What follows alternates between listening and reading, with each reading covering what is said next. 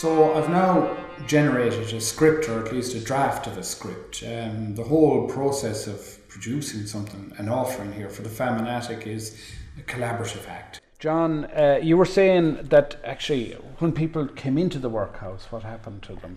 Well, of course they were divided. The women and children were sent to the right-hand side, the men to the left-hand side, and they didn't meet one another. They were in terrible conditions, slept on, as we see inside in the workhouse here, on straw. What I have to come up with is roughly 12 to 15 minutes of a piece that you visitor to the Famine can come here and capture the essence of the place by listening, either by headphones or playing it within the space. So it has to kind of balance a respect for the space with giving information and also capturing the mood, which was very important when we first came here and caught the essence of the atmosphere here. The concept of workhouse had such a terrible image.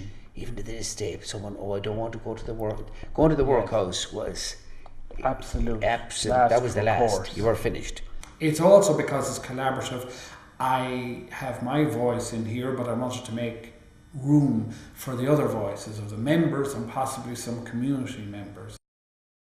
God's antidote to a toxic stew of potatoes, paddies and potpourri, a morally inferior food, a lazy root grown in lazy beds by a lazy people.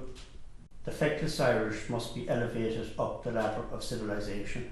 So I was very struck on the introductory tour by the talk of the Earl Grey girls, because the famine story is so unremittingly bleak that if you're coming here to this space, is there any chink of light at all? And in that story, at least, while there was a terrible trauma of dislocation, they represent survivors. One of the ladies that came, she's a doctor in Australia.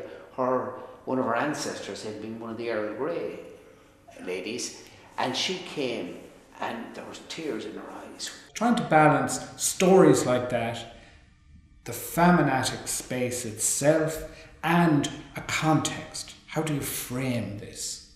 And then we will get together in a process of recording the thing, and there's scope within the script for several voices to come in, and that's what I hope will be another element of collaboration in this. So those are all the elements that I'm trying to accommodate and still come up with something that, should you just arrive here, you've got an hour that you will spend here and you will come away with a greater understanding and appreciation, and also be moved emotionally the way I was.